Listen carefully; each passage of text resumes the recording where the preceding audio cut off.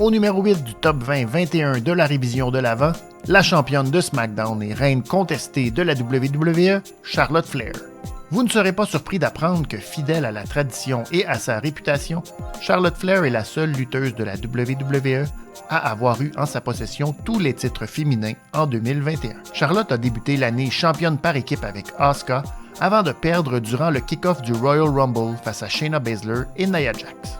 Suite à la victoire de Bianca Belair au Royal Rumble, Charlotte pensait bien avoir la chance d'affronter Asuka à WrestleMania, mais comme pour le reste de l'univers, la COVID est venue gâcher ses plans. La nouvelle championne de Raw, Rhea Ripley, retrouvera donc Charlotte Flair à quelques reprises durant l'été et finira par lui abandonner son titre en juillet à Money in the Bank. L'autre tradition veut que la gagnante de la valise Money in the Bank fasse son cash-in sur Charlotte. C'est exactement ce que Nikki Ash réussira le lendemain à Raw, faisant en sorte que Charlotte détienne les records pour les plus courts règnes de championne pour chaque titre de la WWE.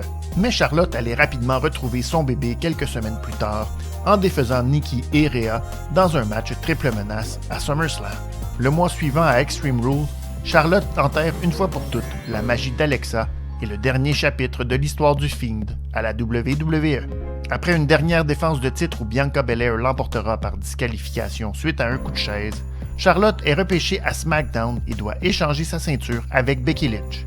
Un malaise digne des meilleurs romans savants. Tout ça mettra la table à l'affrontement entre les deux anciennes Horsewomen au Survivor Series, match que Becky Lynch remportera en trichant avec la première corde comme à son habitude. Flair aura donc une dernière défense de titre en 2021 pour Noël, alors qu'elle affrontera Toni Storm dans une guerre de tartes. Charlotte Flair aura fait couler beaucoup d'encre en 2021 et qu'on l'aime ou qu'on la déteste, elle est toujours au sommet des palmarès et le sera encore probablement en 2022.